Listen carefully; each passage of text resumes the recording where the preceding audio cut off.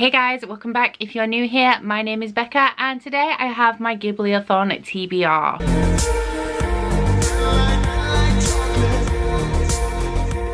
So the Ghibli-A-Thon is a week-long readathon that is running from the 10th of June to the 16th, and it is both inspired by and based on the Studio Ghibli movies. Now, I really love Studio Ghibli. I have not seen them all. My favourite is Spirited Away, because of course it is. I think a lot of people's favourite is Spirited Away. But I was really excited to participate in this readathon. As well as that, one of the hosts is my friend Jade from JD Reads, so I would like to support her. And I'm generally just really excited about my TBR for this, because as I mentioned in my June book video, what I really want from this month is some fast-paced short reads, because I felt quite slumpy towards the end of May and I just want that feeling of accomplishment from reading a lot of books to kick me out of it. And this readathon has really given me the opportunity to slip in some books that I really want to read and I'm really excited about reading. So I will link all of the information that you need to know in the description box, but the hosts for this readathon are Jade from JD Reads, Maylist from Maylist Reads, and also Emma from A Morose Reader. All of their channels will be down below. As well as that, I will also put the Twitter for the readathon, and the way that this readathon works is that there is a graphic that is, I'll put it here, that's like a tree, and the way that you complete the readathon is you start at the top of the tree and you can sort of pick your paths and you fulfill each prompt along the way. And as well as that, there is a separate graphic that has a list of all the prompts because they don't all fit on the tree image, and because I can't have these present in the entire video,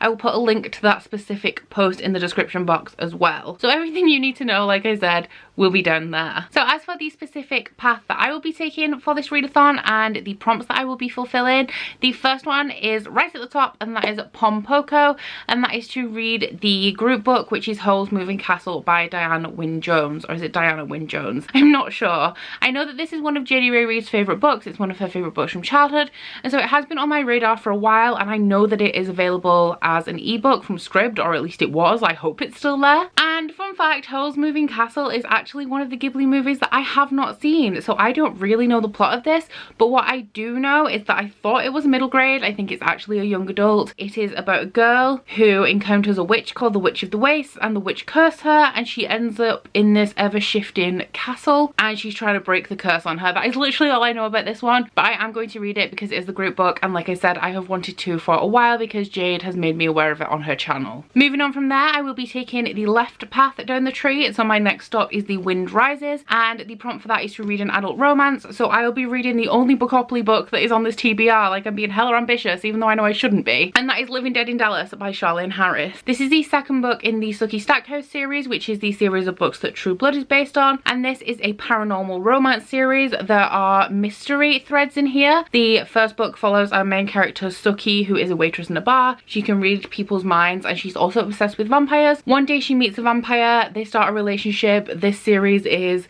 pretty smutty. I mean, there was smut in the first book. I've heard it gets smuttier and I'm excited for that. The other plot that's kind of going on, aside from this vampire romance plot, is that there are a series of people being murdered and people want to blame the vampires say they didn't do it. So this series is at least 50% romance, and so I feel like it fulfills the prompt. Moving on from there, I will be taking the left option again to Ponyo on the Cliff, and the prompt for this is to read a book that is in some way related to the sea, and for that I will be reading Children of the Whales.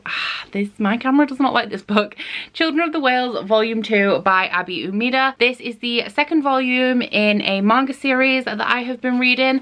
I absolutely loved the first volume. I read it in May and I gave it 5 stars. And I also started watching the anime, but I do want to read the manga before I watch the anime, so I could only watch 2 episodes. And because of that, as well as the fact that I just really enjoyed the first volume, I have been eager to continue so that I can watch more of the anime. So this is kind of a twist on the sea theme, because the storyline of this is that we follow Chakuro, who is the archivist on the Mud Whale. He chronicles the deaths and births and things like that on this floating island that is traveling through the Sea of Sand. So it's called the Sea of Sand, so it is a sea, but it's not water, it's made of sand. So it counts, but it's not like the traditional sea. When the story starts, they're in the 93rd year of the Mud Whale, and apart from the Committee of Elders, nobody really knows the reason why they're there. You also have 2 types of people in this series.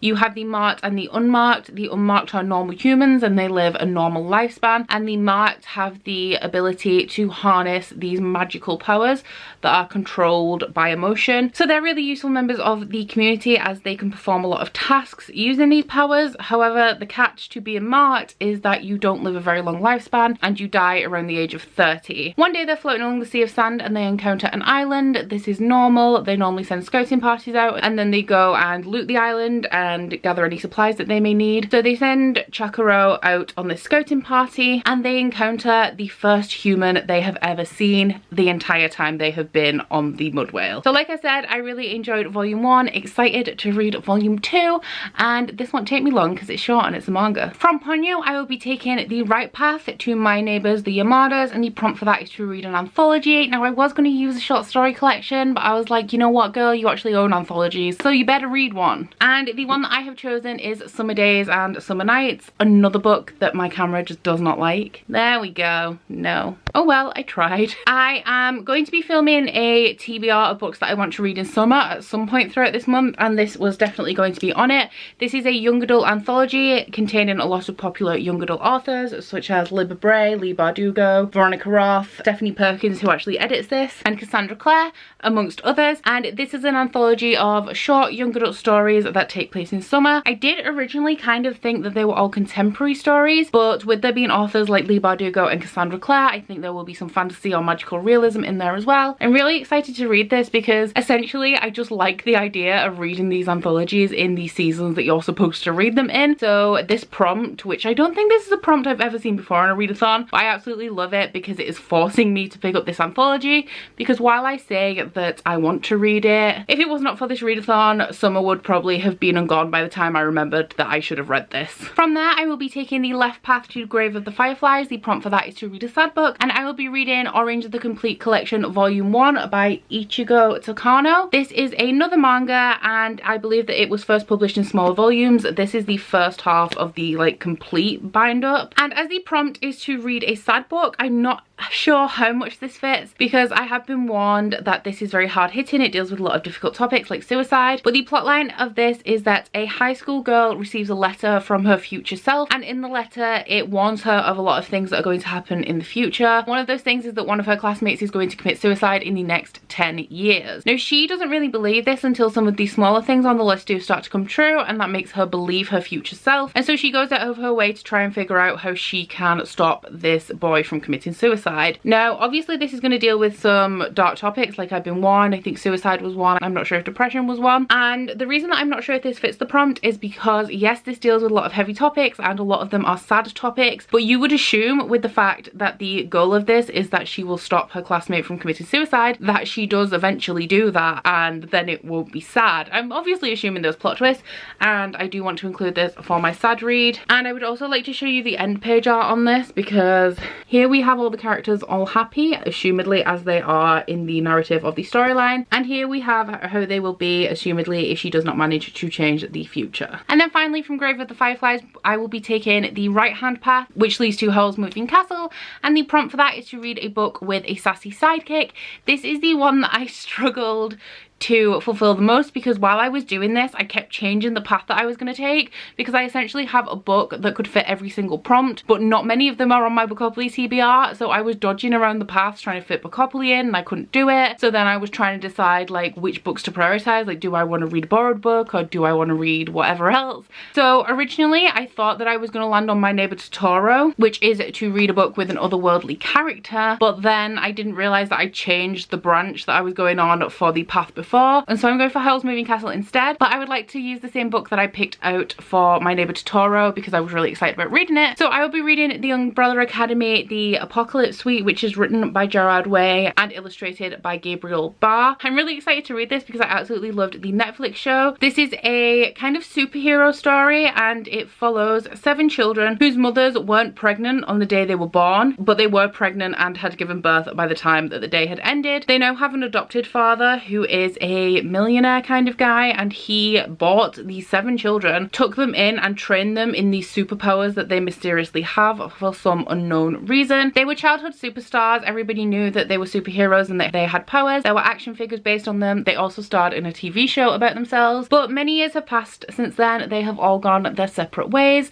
A lot of them don't like the way that they were brought up. Some of them resent each other and some resent their father. However, when they find out that their father has died, they all have to come come together for the funeral, and then not long after that they discover that the world is ending and they have to try and stop it. So I absolutely adored the TV show for this.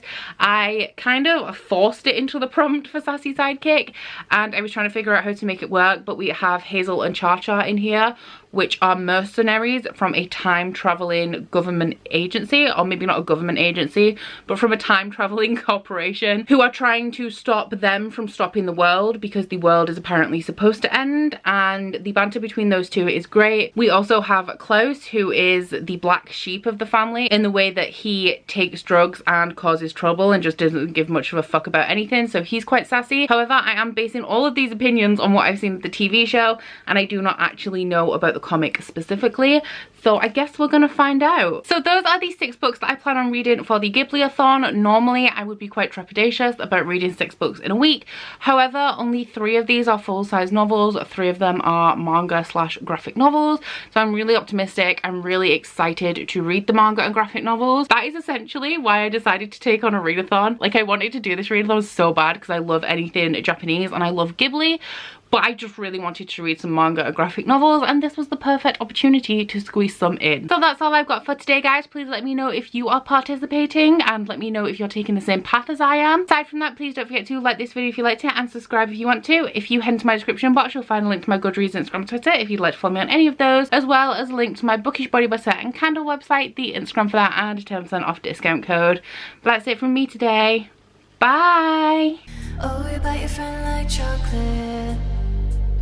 You say you'll go where nobody knows, with guns hidden under our petticoats.